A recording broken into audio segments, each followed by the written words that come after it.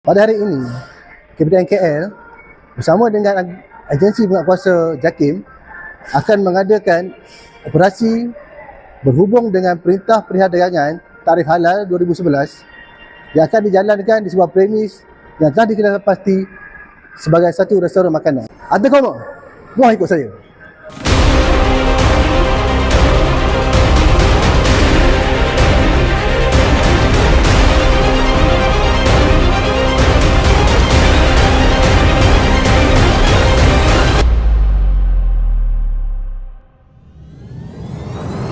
Jumpa you punya supervisor atau manager ada tak?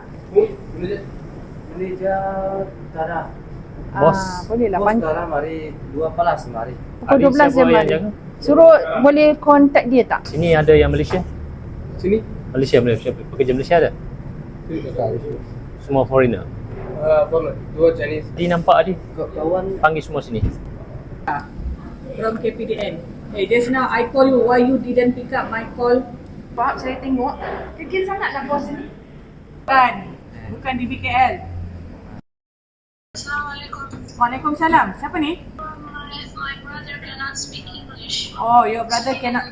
Okay. I introduce myself. I Alia from KPDN. We are from Consumer Department in JAKIM, Malaysia. Okay. Can you tell your brother we are coming here to take action because this premise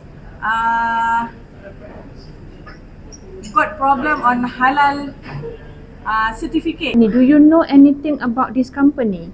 I don't know. Alhamdulillah, hari ini kita dah selesai menjalankan pengoperasian di sebuah premis di Kuala Lumpur iaitu JAKIM bersama dengan KPDN. Hasil pemeriksaan mendapati premis telah mempamerkan perakuan dan penandaan halal tanpa perakuan sah daripada pihak berkuasa berwibawa iaitu JAKIM dan Majlis Agama Islam Negeri. Barang yang disita ialah frame yang mengandungi sijil pengesahan halal Malaysia. Kami menyeru kepada semua syarikat yang berada di luar sana supaya tidak mempamerkan apa-apa perakuan atau penandaan halal selagi mana tidak mendapat perakuan yang sah daripada JAKIM atau Majlis Agama Islam Negeri.